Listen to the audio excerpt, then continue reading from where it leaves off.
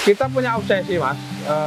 Berkali-kali di setiap kesempatan saya selalu matur, saya selalu bilang bahwa Sidowayah akan kita jadikan atau kita nobatkan sebagai lumbung gizi nasional, sebagai lumbung nutrisi nasional.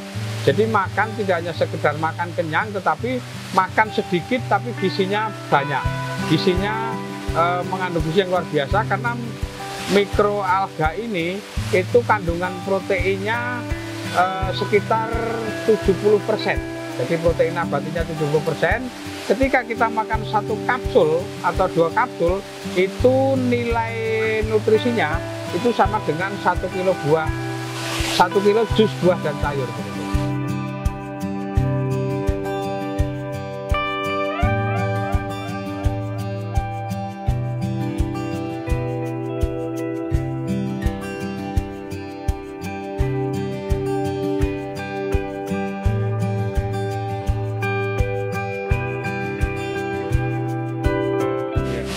Nama saya Mujahid Jarianto, Kepala Desa Sidowayah, Polanharjo, Klaten.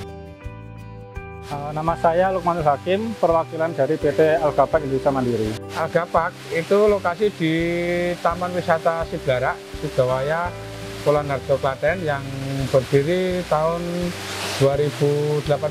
Jadi pada waktu itu, tahun sekitar 2017, tahun 2018, itu ada namanya Mas Rangga Warsita Aji, alumni dari Universitas Diponegoro Semarang, sudah melanglang buana ke sana kemari, ke daerah-daerah di Klaten, bahkan di daerah-daerah di seluruh Indonesia, itu untuk mengembangkan mikroalga ini.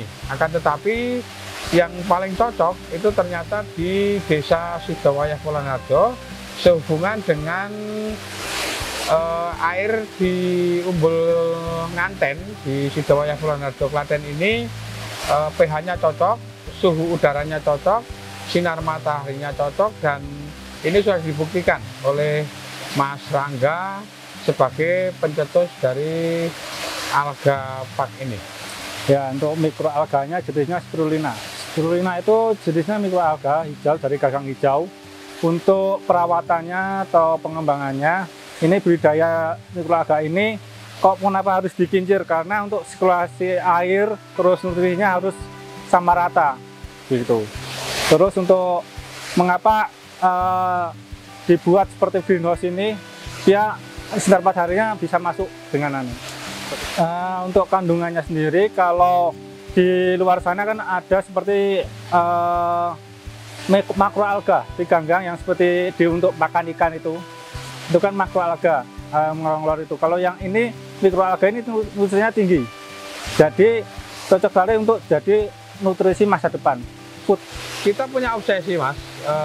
Berkali-kali di setiap kesempatan saya selalu matur, saya selalu bilang bahwa Sidowayah akan kita jadikan atau kita nobatkan sebagai lumbung gizi nasional, sebagai lumbung nutrisi nasional. Jadi makan tidak hanya sekedar makan kenyang, tetapi makan sedikit tapi gizinya banyak. Gizinya mengandung gizi yang luar biasa karena mikroalga ini itu kandungan proteinnya sekitar 70%. Jadi protein nabatinya 70%. Ketika kita makan satu kapsul atau 2 kapsul, itu nilai nutrisinya itu sama dengan 1 kilo buah, 1 kilo jus buah dan sayur begitu. Nah, ini justru tanah yang dipakai ini tanah khas desa di Sidowayah. Terus kemudian untuk pemberdayaan masyarakat di Sidowayah, dan kemudian kita ada juga tujuan wisata. Jadi kebetulan di sini ada objek wisata Siblara, di sana ada objek wisata Umbul Nganten di Sidowayah, di sana ada kampung dolanan Sidowayah.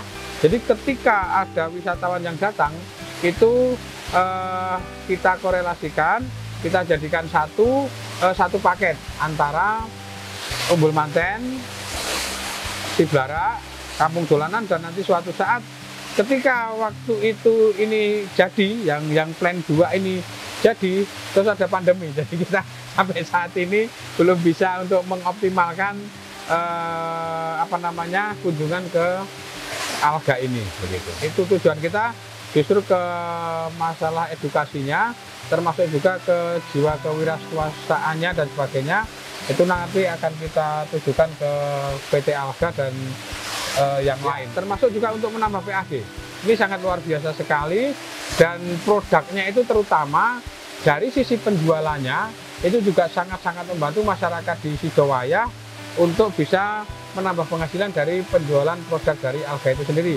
Karena tadi saya matur bahwa Alga itu sendiri produknya ada 5, jadi ada Sprintus Blue, Sprintus Gold, terus kemudian mie spirulina, terus kemudian serum, dan kemudian sabun, ada close skin. Nah, ini pupuk cair, ini yang untuk menetralkan pH tanah, Pak. Untuk menetralkan pH tanah, kita sangat prihatin sekali dengan adanya tanah di Klaten. Ini kebanyakan karena selalu memakai pupuk kimia, itu pH-nya hanya berkisar antara 4 sampai 4,5. Dengan 3 kali musim tanam, kita semprot dengan ini, bahkan kita semprot dengan kloten, namanya kloten itu klorofil klaten, itu pH-nya yang kemarin itu sudah menjadi 2 kali kita semprot 2 masa panen, itu sudah bisa menjadi 6,2, dan ini normal. Karena kalau tanpa pakai ini bukan pupuk, akan tetapi untuk penetralan pH tanah, begitu. Jadi kalau tanpa itu tanah di Sidowayah, bahkan di Klaten bahkan, itu akan rusak. Jadi nanti kalau di Klaten itu mungkin kita bisa kerjasama dengan Dinas Pertanian, mungkin dari Ibu Bupati, dari Hadisun, nanti mohon untuk bisa diviralkan kaitannya dengan kloten ini sendiri, karena masyarakat di Klaten 80–90% hidup dalam bidang pertanian. Ini sangat menentukan sekali, sangat mendukung sekali adanya pertanian di Klaten, apalagi di Sidowayah kemarin kedatangan 2 Bapak Menteri sekaligus untuk meresmikan Millennial Smart Farming di Sidowayah. Ya, yang pertama tadi ada Sprintus Gold, Sprintus Blue, itu untuk menjaga stamina, menjaga imun. Jadi untuk pandemi saat ini sangat cocok sekali.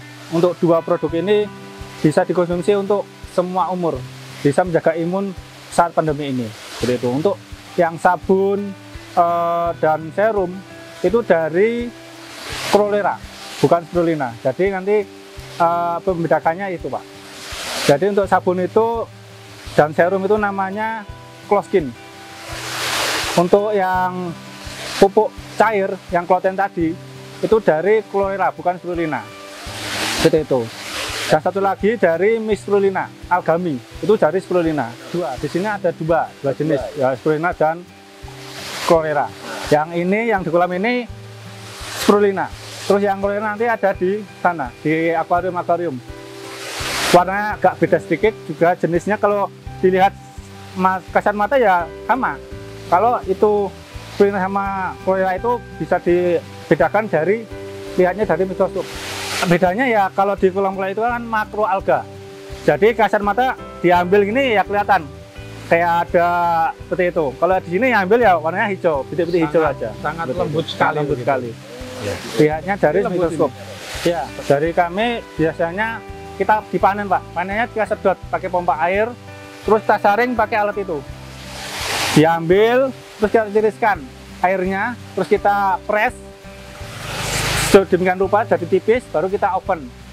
Sampai di oven jadi flake, seperti keripik-keripik itu. Nanti kita giling, kita haluskan sampai 80 mesh, baru bisa dijadikan kapsul. Ya, bahannya seperti yang kita sampaikan tadi. Untuk suhu sama panas juga harus dikontrol setiap hari. Jadi kita ada seperti alatnya seperti itu untuk mengecek suhu, untuk intensitas cahaya juga ada alatnya sendiri. Jadi setiap hari kita kontrol dari operator seperti itu. Dulu kan awalnya dari kolam 1, kita pecahkan, ambil separuh, masukkan ke kolam 2, kita kasih air, kita budaya lagi, langsung kita pecahkan lagi jadi 3 kolam, 4 kolam, dan seterusnya seperti itu. Kalau panennya sekitar 1 kali panen itu 5 hari baru bisa dipanen. Kita ada timer. Jadi mungkin kalau dari operator sampai 1–2 jam. Nanti mati, nanti hidup lagi seperti itu. Sehari sekitar 6 kali sampai 7 kali. Itu cuma pemecah sih, Pak, sebenarnya, Pak. Pemecah ombak. dari kincir ini kan kalau nggak dipecah cuma gembas itu. Nah, jadi biar bisa menyeluruh ke kolam seperti itu. Ya kita jadwalkan panennya. Semisal 5 hari kolam 1, 5 hari berikutnya kolam 2 seperti itu. Siap bergiliran seperti itu. Nah, itu ada alatnya juga, Pak. Alatnya juga nanti kita ambil sampel. Wah, ini sudah selnya udah besar nih. Sudah harusnya dipanen. Nah, kita panen seperti itu. Ada alat sendiri.